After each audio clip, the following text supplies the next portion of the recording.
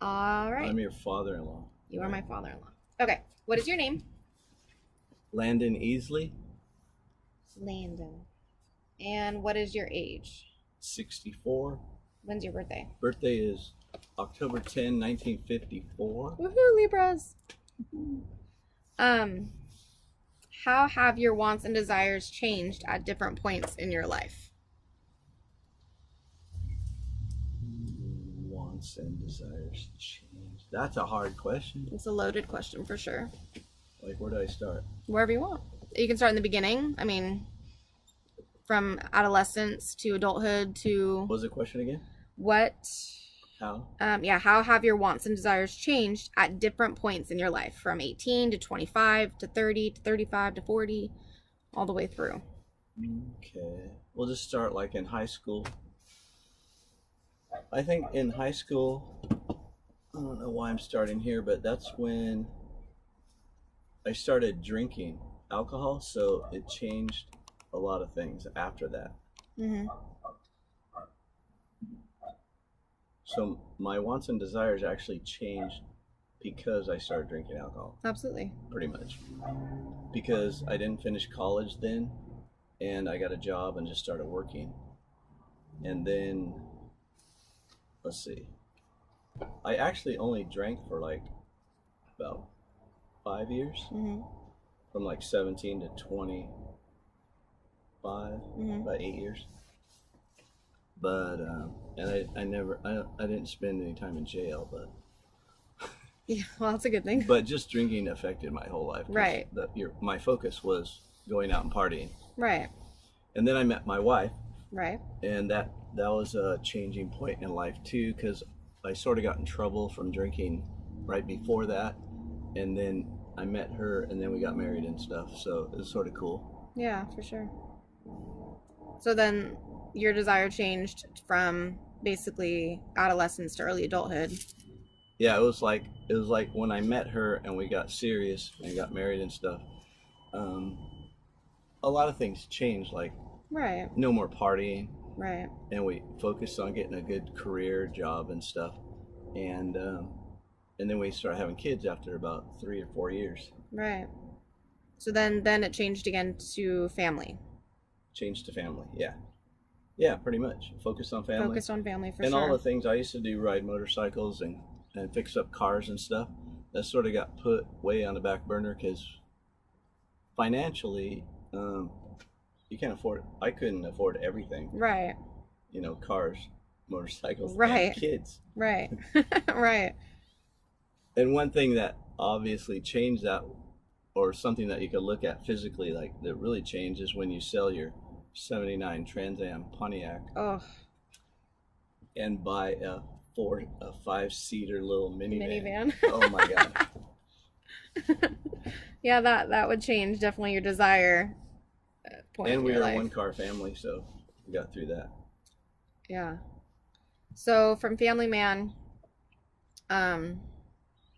you guys got older. During that period, and then I was in one career, and I changed careers. Like, it was a complete career change. I started going into a different career, Mm-hmm. and that sort of changed. It was a lot better because the one I was in before was self-employment. Yeah. So it's like 24/7. You can't turn it off, because No. the way you That's how you make get money. income is to talk to people about what you're selling, Right. and it was 24/7. Right. So when I went away from that and got a real job, it was actually nice because I went to work for 8 hours, came home, Yeah. and enjoyed my family. Yeah. So that was a change, That's cool. and that lasted quite a while. Cool. How has it changed now, going to be hitting 65 into your late adulthood?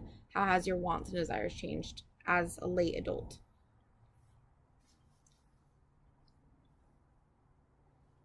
I mean, obviously your kids are grown. They're out of the house. You know what I mean? Right, and You're still in your career. Right. I mean, that's a terrible way to call it, but I mean, yeah, how have your wants and desires, now that you have time, you get to do what you want to do. Like, that's cool. Yeah, What I've done with that a lot is the cars I bought. I sort of enjoy fixing them up, Yeah. and at the same time, the last 1 year, I haven't traveled as much because I was traveling quite a bit. Right. Probably 7 times a year I go away on weekends. Yeah. And go fun places. Yeah. I didn't do that for the last year. Huh. And I'm not sure why that change came about, but I just didn't feel like leaving home. Right. Do you It's think really your weird. age has anything to do with that? I think so. Really? I think I'm Slowing I down? think I'm slowing down, but I don't want to slow down. Right.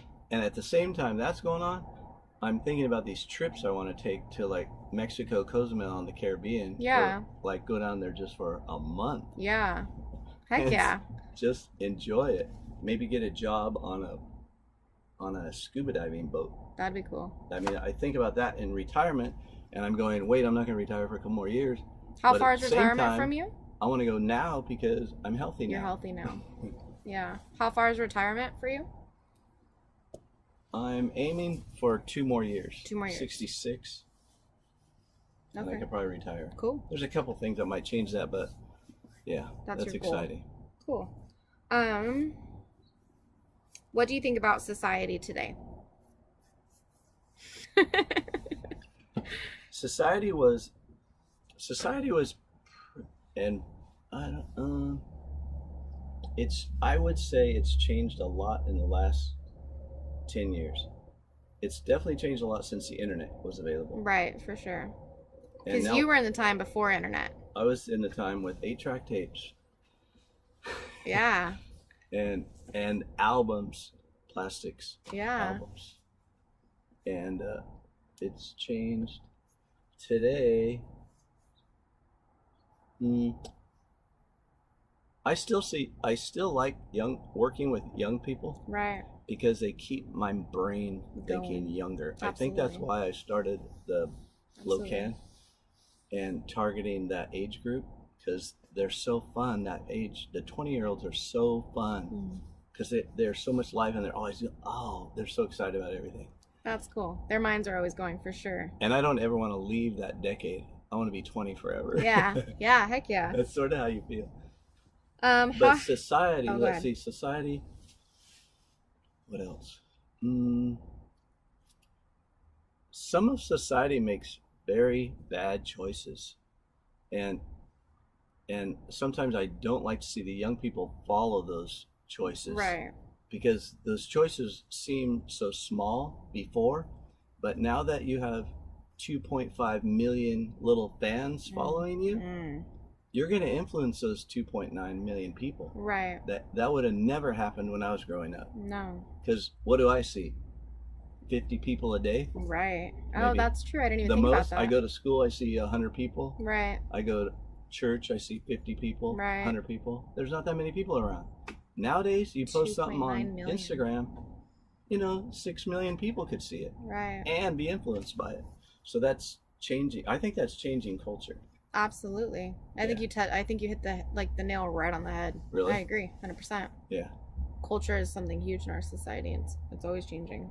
How has society changed in your lifetime? We kind of touched base on that. It's definitely faster. Yeah. The whole thing's faster and things change quicker, Yeah. I think. I mean, I just could see that. driving 2 miles across this town now, Yeah. it used to be like, this was a cow town like 10 years ago, 20 years ago. Yeah. But now so many people are moving here. Growing. It's just growing. And what was the question again? How has society changed in your lifetime? You said it perfect. It's fast. Oh, one thing that's really changed is the middle class. The middle class of America. Well, for example, I don't really want to state my income now, No, you don't have to. but I'm pretty much making the same amount of money I am today that I was Back 30 then. years ago. So my point is, the middle class has not had a raise in about 40 years. Wow. And when they give you like a 1.5% raise or a 3% raise, Right. that's like nothing because you're still making the same amount. Right. Because the last 5 years, especially food prices and stuff has gone up so much Oh, yeah. And I really don't understand. Salaries are the same, Yeah. and all these things go up. I really don't understand how younger people like yourself are gonna. I don't even know how they buy houses Right. and that kind of stuff. So I'm sort of sad in that sense that society's changed, that things are so expensive, and everybody has to work in the house in order to pay for all the bills. Yeah. So it's just, That's true. That's 100% true. What was it like to be a kid growing up? it was pretty fantastic. How so? I think I had a really good childhood because I was born in. Shh. Quiet, quiet. We're doing an interview. Thank you. And then, growing up, Yeah. I was born out in the country in a small town, and then we moved to a bigger town, but it wasn't that much bigger. Yeah. But where I lived outside, outside, I don't know what I'm saying, outside, outskirts of town, Uptown. Yeah.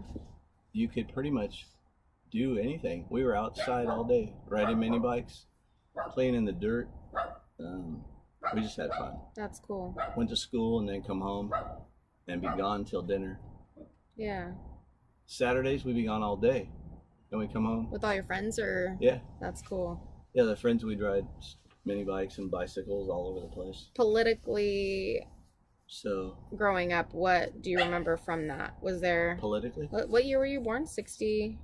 54. 54. So you were there around Kennedy? You were there around Yeah. women's rights movement? You were there... I mean, all of those things happened in your lifetime, which is huge. Yeah. Do you remember any of that? I didn't. I don't think I paid a lot of attention to politics. That's real. I mean, we were all sad when Kennedy got killed. Did you watch it on TV? Um, Did you guys have a TV? yeah, we had TV, but I don't remember if they showed it or not. But TV was weird back then, okay? Because if you're not watching what's on the screen right now, Yeah. you'll never see it again. You can't repeat. We can't you repeat it. replay it, and they're Right. not going to replay it. They play it once. Right. That's it. totally different. That's so crazy. You know what I'm saying? Yeah. Because the ABC, NBC, and CBS were the only 3 channels, Right. and I think C-SPAN. There are only 4 channels. Okay, you got an antenna, and when you're watching a TV show, if you go get a drink and come back and you miss that part, you can never see it again. It's 'Cause done. They'll never play that episode again until 2018. Huh. Isn't that funny? That's crazy. What is your biggest accomplishment? My biggest accomplishment, I have to say, is my 3 sons. Yeah. You have good boys. I have another biggest accomplishment was starting 2 men's Bible study from scratch. Yeah? Like curriculum, everything? Yeah. That's cool. Well, we followed another curriculum. I Yeah. didn't create it, but yeah, we followed. Cool. How many were in your Bible study? The one in Colorado, we had like 7 or 8 guys, That's cool. and we did it for, I don't know, we did it for like 4 years, and then I moved, and I think they carried it on for longer. Yeah. And then the other one was when I came back here to California, we started that one. We did a Wild at Heart. It's a book that John Eldridge wrote, Mhm. and we went through that whole book, 7 of us. It took 13 weeks, Wow. That's cool. and that group ended up meeting for 7 years. After that? Yeah, Wow. all 7 of us. It was pretty amazing. And those guys, that completely changed their lives. And I mean, I feel God totally led me to do that, because Right. these 7 guys didn't even know each other, some of them. That's cool. They didn't go to the same churches, nothing. I just found them. Really? God just gave them to me. Like, okay. Dude, can you imagine the impact? Yeah, like you said, that had on their lives. That was probably a turning point in them. Kept them grounded in God. It was because my best friend came out of that group, Tom Johnson. Rest his soul. Yeah. Passed away about a year ago. He always told me, he goes, Landon, I was only going to come to this because you're a nice guy. And I was only going to come like 2 or 3 weeks. And that's when I just met him, when I invited him. That's cool. Oh my gosh. That's super cool. Yeah, that was cool. Cool. What is your biggest regret? You don't have to go into detail with this about any about it with me. Or you don't even have to tell me what it is. What would you do different? Okay. Oh. Well, the first thing I think about is in this area is my divorce. Why do you say Because that? um and that's the advice I would give to a young person today Yeah. is don't get divorced. I don't Why not don't get married? well, if unless you have a really good reason. Okay? I didn't have a really good reason to get divorced. Yeah. What would you do differently then? Just not. I don't think there's anything I could have done differently to save the divorce, to save the marriage. I did everything I possibly could. I believe that too. But what do I do differently about, any other regret? Yeah, anything. And in that regret, if you could do it again, what would you do differently? Somehow, like when I got married and went into the family, Mhm. it's sort of like I lost my own self. I can see that. Does that make sense? Absolutely. Yeah, it's like no more. I mean, I even stopped listening to the music I listened to before. I changed music. Everything changed. Your identity. Yeah, and I was telling Jake that before Yeah. the other day. I go, you got to keep something Absolutely. that's part of you. You can't sell your complete life to this. Right. I agree with that. Even though we went to church every week and followed God completely, I feel like we did. Yeah. Yeah. Yeah. Could you imagine if you didn't have him, how much harder Ooh. it would have been? Yeah. Yeah. Yeah, If- because church is important to go to church because it's sort of like the body of God, and if you're not a part of that body of God, they just influence you good, and not even if you realize it, Mhm. that group of people influences the way you think and the way you behave when you leave church. Oh, absolutely. Yeah. Absolutely. I mean, you are who you surround yourself by, I believe. Yep. So. And somewhere you got to find a balance. With what? What do you mean? Like between God Like- and home, or between yourself and family? Well, by balance, I mean don't focus on one thing 100%. Okay. I guess except for God. Because he's always with you anyway, Right. and he's going to be there. It's not like you're going to focus on him. Right. But don't focus your entire life on your children. Because your children are going to grow up and leave. Absolutely. Focus your life on family, God, family, kids, take care of them, the job. You got to Right. sort of balance it. And don't go too much to work. Don't work all the time Right. because your kids are at home. And don't do everything possible with the kids. Get out with husband and wife once in a while Yeah. on a date. Those are important. If you were able to give my generation any advice, what would it be?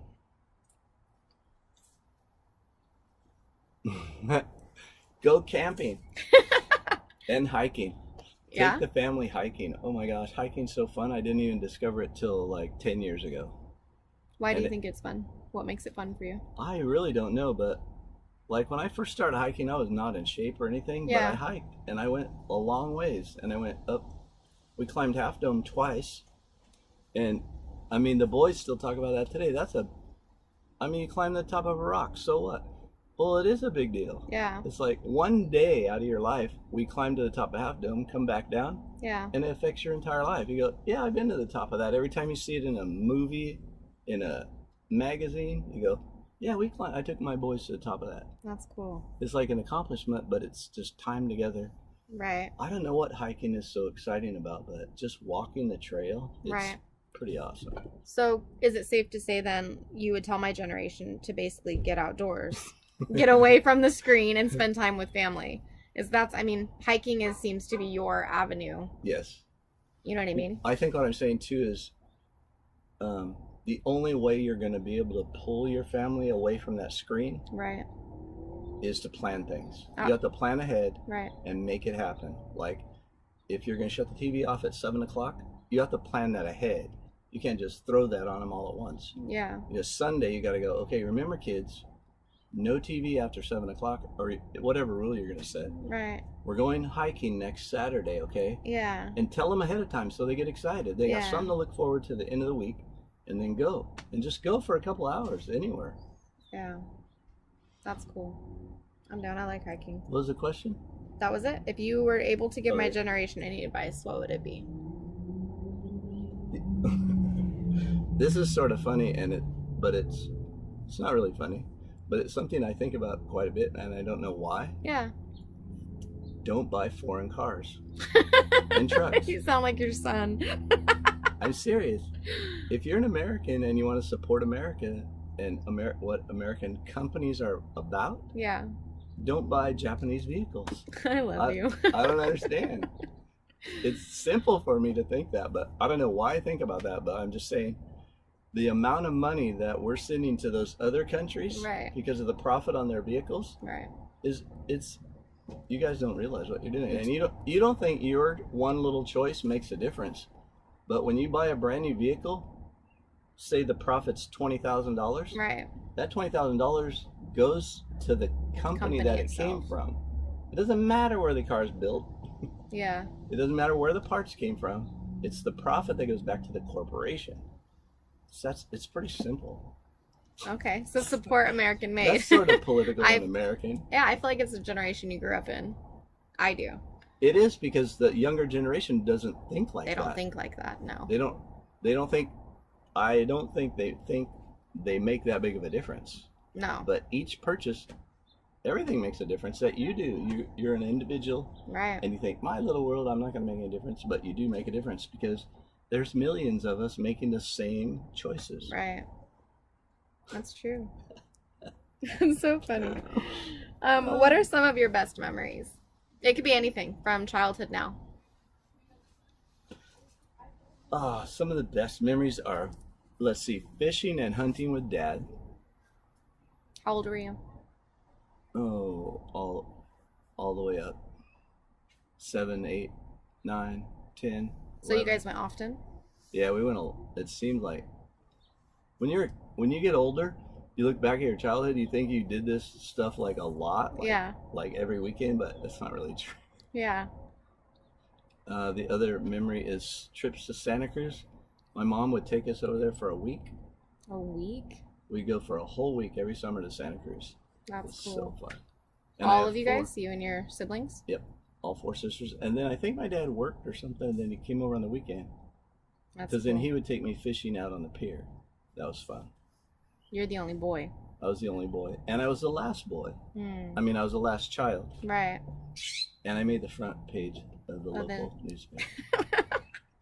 Leon Easley finally has boy. Finally has a boy. So it was funny. That's cool. What are some of your worst memories?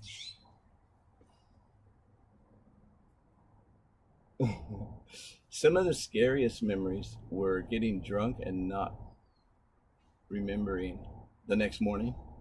The next morning you don't remember what you did that night before. That's a pretty scary memory. Yeah. Or, no memory at all is the worst memory. Yeah. Right. And then when you have memory, you can't remember what you did. Yeah. And some of the accidents that I got into was just miraculous that I didn't get hurt. Maybe you were meant to lead that Bible study years later. It was, yes. Oh. Totally. Well, that's all the questions I have. I had 11 of them. Good questions. Good. It's a good chapter that we're doing in development. So, thank you.